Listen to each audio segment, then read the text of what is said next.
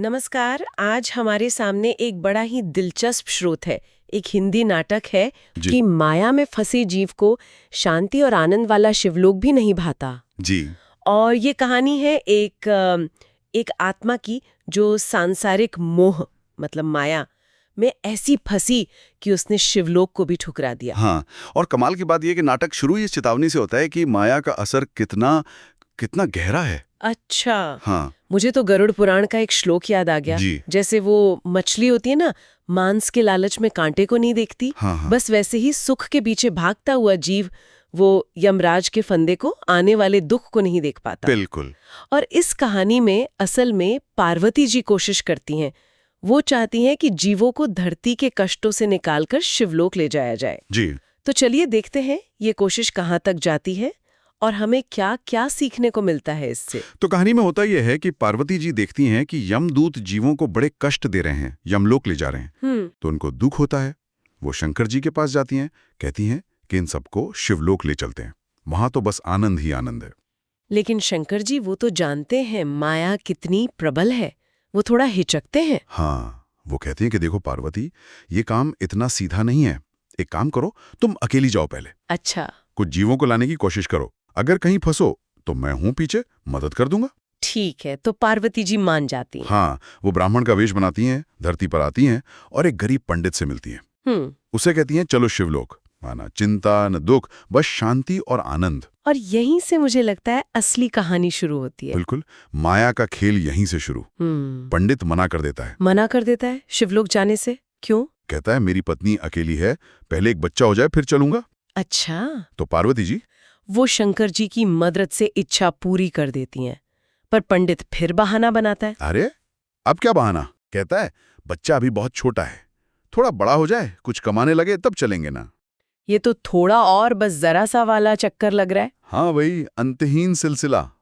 पार्वती जी बार बार आती हैं, पंडित हर बार कोई ना कोई बहाना, कभी बच्चे की पढ़ाई, कभी उसकी शादी की चिंता। फिर शादी हो गई तो बोला नाती का मुंह देख लूं, उसे थोड़ा खिला लूं, फिर पक्का चलूंगा। ये छोटी छोटी इच्छाएं, ये मोह का जाल बन गईं। और इसी सब में, इसी टालमटोल में एक दिन पंडित की मृत्यु हो गई।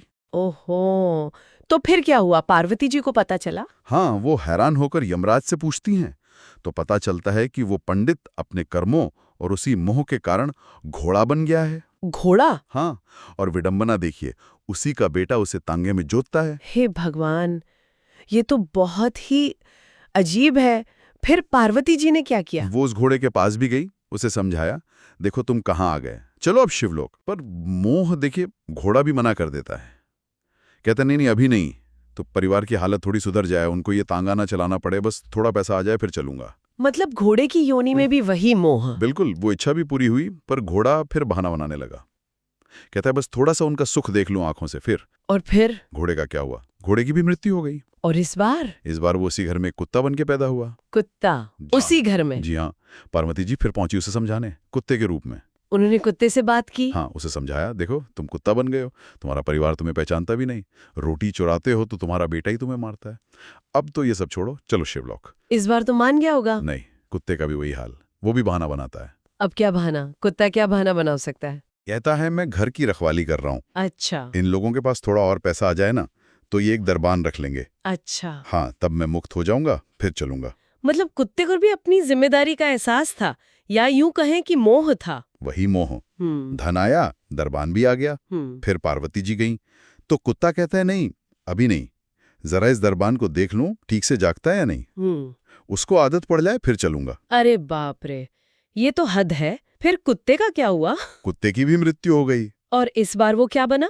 इस बार वो बना अपने ही पुराने घर की नाली का कीड़ा। बिलवा कीड़ा। नाली का। मनुष्य से घोड़ा, घोड़े से कुत्ता और कुत्ते से कीड़ा। जी हाँ, मोहों से लगातार नीचे और नीचे गिराता गया। तो क्या पार्वती जी कीड़े के पास भी गई? हाँ, वो आखिरी बार गई उस कीड़े के पास।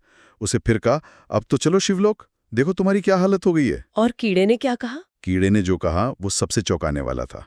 उसने साफ मना कर दिया। साफ मना कर दिया? हाँ, बोला तुम क्यों मेरे पीछे पड़ी हो, जाओ यहाँ से, मैं नहीं जाता, मुझे यहीं बड़ा आनंद आ रहा है। क्या नाली में आनंद? हाँ, उसे उस गंदगी में, उस दशा में ही सुख मिल रहा था। यही तो कहानी का मतलब सबसे अहम मोड़ है। वो कीड़ा बन के भी मना कर देता है। मना कर देता है। हाँ, कहता है मुझे यही आनंद है। नापदान में।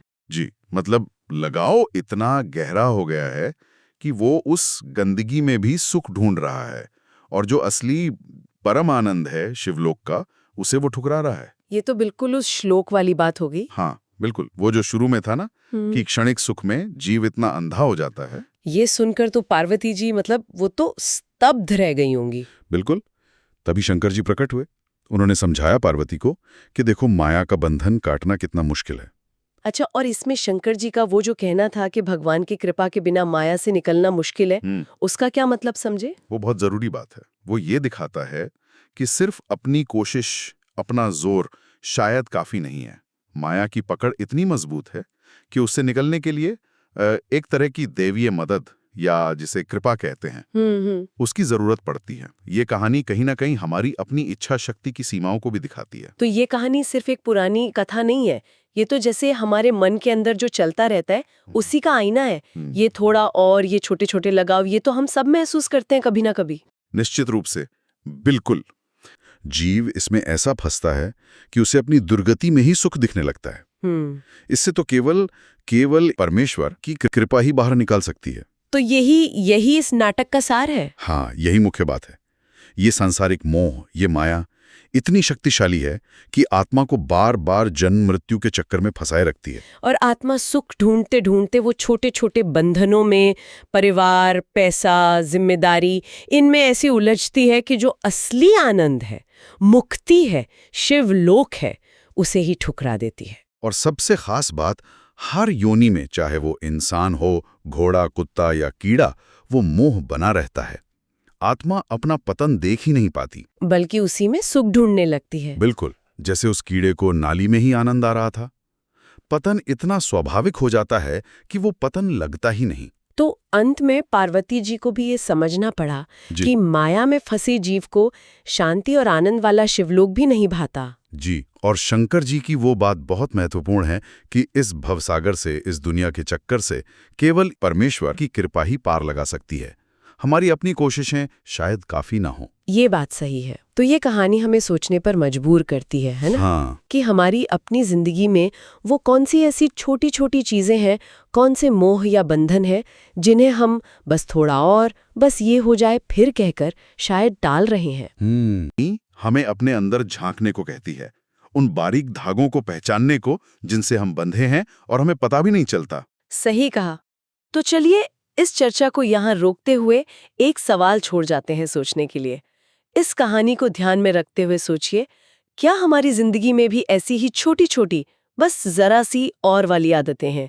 कोई इच्छा, कोई लगाव, जो शायद हमें किसी गहरी चीज, किसी शांति या किसी बड़े मकसद तक पहुंचने से अनजाने में ही रोक रही हों? ये बस एक और चीज वाला पैटर्न, ये हमारी सोच पर, हमारे जीवन पर कितना गहरा असर डाल सकता है।